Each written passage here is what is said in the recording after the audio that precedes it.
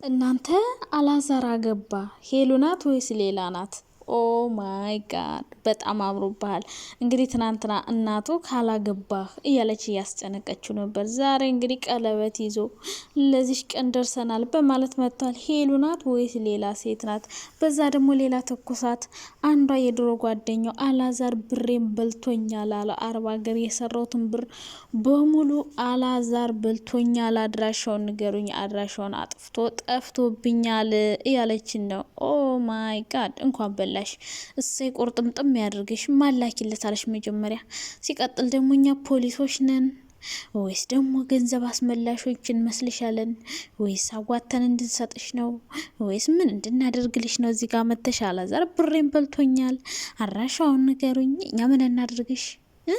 ከሰጠሹ በኋላ እኛ ምንድነን? የኔ እናት እንኳን ሰጠሹ፣ እኔም ከሰጠኝ ሁሉም ሰው ከተሰጠኝ ይበላል። አዎ ገንዘብ ከሰጠሽኝ እኔም ቁርጥም አርጌ ነው የምበላልሽ።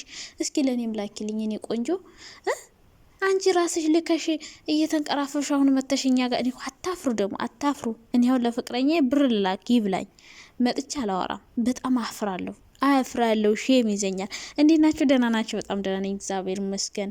እኔ ዛሬ ያየሁትን ነገር ለማመን ቢከብደኝም ግን ደግሞ እንዴት ነው ነገሩ ጋይስ? ድምጽ የለው ምን የለው፣ ግን ደግሞ ተጋባን። ቀለበት ሽር ብትን እያለ አላዛር መጥቶልናል ማለት ነውና እስኪ ሰብስክራይብ አድርጉ። እንግዲህ ሄለን ከጠፋች ብዙ ቀናት ሆኗታል። ያው አላዛርና ሄሉ የተጣሉበት ነገር ታውቃላችሁ፣ በጣም ትንሽ ነገር ናት። በስጦታ ነው የተጣሉት። እነዚህ ልጆች በውስጥ ታርቀው ሊሆን ይችላል። ና ሄለን ጠፍታለች፣ ሰሞኑን ጥፍት ተብላለች። እና መቼም ከሄለን ተለይቶ በአንዴ እንደዚ አይነት ተአምር አያመጣም ብዬ አላስብም። አንደኛ ትንሱን ልትሆን የምትችለው በቀደም የመጣች ሾካካ። ትንሱ ደግሞ በመሀል በክፍተት ግብት ያለሽ ምን አስበሽ ነው? ማን ትመስላችኋል? ገምቱ። አላዛር እንግዲህ ቀለበት ይዞ በመጨረሻም ለዚህ ቀን በቃሁ ብሎ መጥቷል ማለት ነው። በእርግጥ የደበቃት ፍቅረኛው ትኖራለች። አብዛኛው ሰው እኮ ፍቅረኛውን ሶሻል ሚዲያ ላይ አወጣም። ምክንያቱም የሶሻል ሚዲያ ምላስ በጣም ከባድ ነው። ቁርጥ አድርጎ ነው የሚጥለው። አያቆይም፣ ፍቅር አያበረክትም። እና ፍቅረኛ ናት ብሎ ይፋ ያደርጋል። እስከዛሬ የለችም። አላዛር እንግዲህ ቀለበት ይዞ ከቻሳ ብሏል። ሄሉ ናት ወይስ ደግሞ ሌላ ሰው ናት? ጥርጣሬ። ያው ማስታወቂያም ሊሆን ይችላል። ከሄለን ጋር ማስታወቂያም ሊሰሩ ይችላሉ። መጋባት ብቻ እኮ አይደለም፣ ማስታወቂያም የሚሰሩ አሉ። አብዛኛውን ጊዜ ግን ከሄለን ጋር ከተጣሉ በኋላ አብረው አልመጡም። ያስታረቃቸውም ሰው የለም። ያው እሷም እዛ ስለሄደች ዩቲዩብ ላቆም ነው ምናም ስላለች ብቻ በማይሆን ነገር ተጣልተዋል። በእርግጥ ተመልሳለች መሰል፣ የሆነ ቪዲዮ ሰርታለች አይደል አዲስ አበባ መጣ። ስለዚህ ልደቷ ምናምን እየተከበረላት ይሄ ቀለበት ለማን ይመስላችኋል? በእርግጠኝነት ሄሉና አላዛር እናቱ አስታርቃቸው ነው ብዬ ነው የማስበው እንጂ በዛች ተልካሻ ምክንያት ተጣልተው ይቀራሉ ብዬ አላስብም። ምክንያቱም ብዙ ሰዎች ስለሚጣሉ፣ ሁሉም ሰው ይጣላል። በፍቅር ግንኙነትም ሆነ በእህትና በቃ ጸብ ይፈጠራል። አብራችሁ ስትሰሩ ስትኖሩ ምናምን ግጭት ይፈጠራል። እንግዲህ ታርቀው ምናምን ሊሆን ይችላል፣ ወይም ደግሞ ሌላ ሰውም ልትሆን ትችላለች። ግምታችሁን አስቀምጡ። ሄሉ ናት፣ ትንሱ ናት ወይስ ሌላ ሰው? እናንተ በኮሜንት ግምታችሁን አስቀምጡ። እኔ ማን እንደሆነች ለመገመት ከብዶኛል። ሄለንም ልትሆን ትችላለች፣ ሌላ ሰውም ልትሆን ትችላለች። ምክንያቱም ታርቀው ሰርፕራይዝ ሊያደርጉን ይችላሉ ዛሬ ማለት ነው። ስለዚህ ወደ ብሯን ወደ ተበላችሁ የአላዛር ፍቅረኛ ልሄድላችሁ። በመጀመሪያ ደረጃ አላዛር እንደዚህ ያደርጋል ብዬ አላስብም። ምክንያቱም ብዙ ያለፈበትን መንገድ አውርቶናል፣ እናውቃለን። ላይፍ ስታይሉን፣ እናቱ እንዴት እንደሚወድ እንደሚያከብር እሱ አሁን ላይ ከሰው ብር የሚጠብቅ ሰው አይደለም። በራሱ የራሱ 2 ዩቲዩብ ቻናል አለው። በደንብ እየሰራ ነው። ሰው ይረዳል እንጂ እንደውም ከሰው አይቀበልም። በፊትም ቢሆን በጨዋታ መልኩ ለሰው ገንዘብ በጣም ነው ሲረዳ የምናየው። ስለዚህ አላዛር ሰዎችን ይረዳል እንጂ የሚረዳ አይነት ሰው አይደለም። ከሰው ገንዘብ የሚበላ አይመስለኝም። የመጣችው ልጅ እንግዲህ ብሬን ተበላው ብላለች። እሺ የኔ ቆንጆ ከበላም እንኳን በላ፣ ከላክሽለት እንኳን በላ።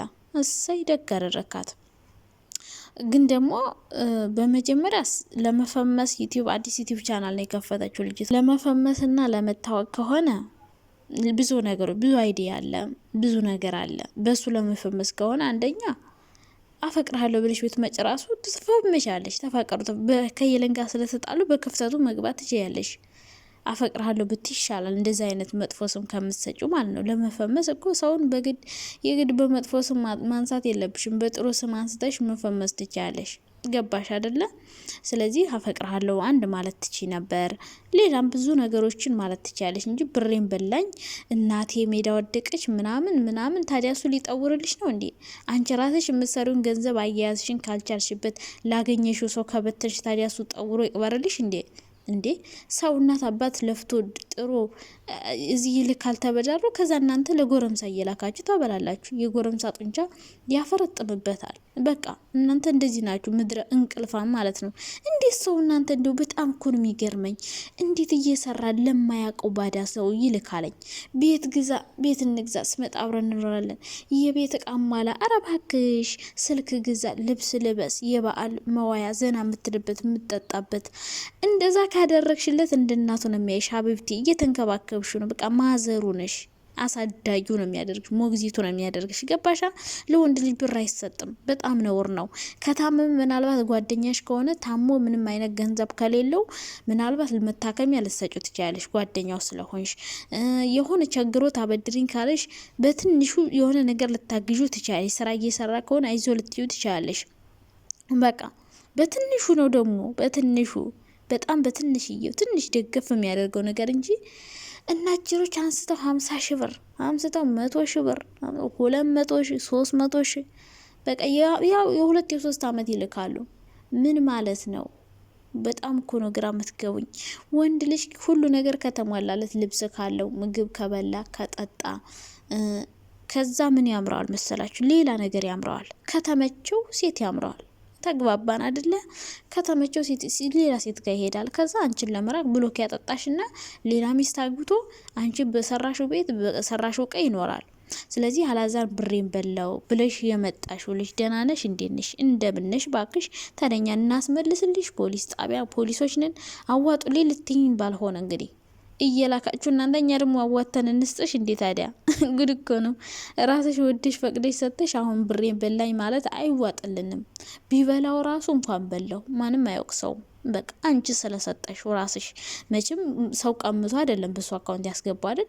ራስሽ ወድሽ ፈቅደሽ አካውንት ውስጥ አስገባሽለት። ሲገባለት ደግሞ እሱ ቁርጥምጥም አድርጎ በላ። በቃ ጎበዝ፣ እንኳን በላ ከበላ ማለት ነው። ግን በጭራሽ አያደርገውም እንደዛ።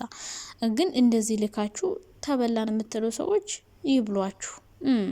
ከላኳችሁላችሁማ ይብሏችሁ አልኳችሁ እኮ። ለእኔም ላኩን የምበላለሁ አልኳችሁ። ገንዘብ እኮ ነው ሀቢብቲ፣ ገንዘብ እንዴ። ለፍተሽ ጥላብሽን ጠብ አርገሽ ለጎረምሳ ትልኪያለሽ። ከዛ እሱ ደግሞ በአንቺ ብር ሽር ብትን ሌላ ችክ እየቀያየረ ዘና ፈታ ይለበታል። ወደ ሰርጉ እንሂድ እስኪ።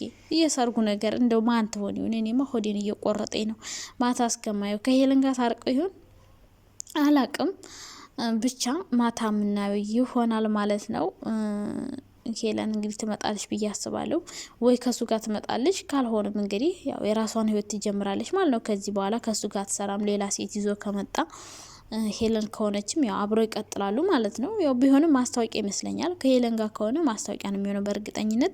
ወይም ደግሞ የራሱ ሚስት ህይወት ይኖረዋል። ሁሉንም እኮ ሶሻል ሚዲያ ላይ አይወጣም አይደለ? ያው ደብቋት ድብቅ አርጓት የቆየችው ሚስቱ ትሆናለች፣ የድሮ ጓደኛው ምናምን። በቃ እናቱም እንግዲህ ትናንት እየነገረችው ይሆናል፣ ወይ ማስታወቂያ ይሆናል፣ ወይም ደግሞ ትክክለኛ ላይፍ ይሆናል ማለት ነውና የተጣላ ሁሉ ተጣልቶ አይቀርም። ከሄለን ጋር ቢጣሉ ምናልባት ታርቀው ሊሆን ስለሚችል ብዙም ያጣላቸው ነገር በጣም እንደዚህ ከባድ የሚሆን ነገር አይደለም። ሄሉ ተናዳ የሆነ ቃል ብትናገረውም ያጣላቸው ነገር እንደዚህ የሚያቆራርጥ እስከ መጨረሻው አይደለም። በጣም መጥፎ ነገርም አይደለም። ስለዚህ ታርቀው ሊሆን ይችላል። ስለዚህ ማታ የምናየው ይሆናል። ወይም ደግሞ እቺ ብሬን ተበለው ብላ የመጣችው ሴት ልትሆን ትችላለች፣ ሰርፕራይዝ ያረገችን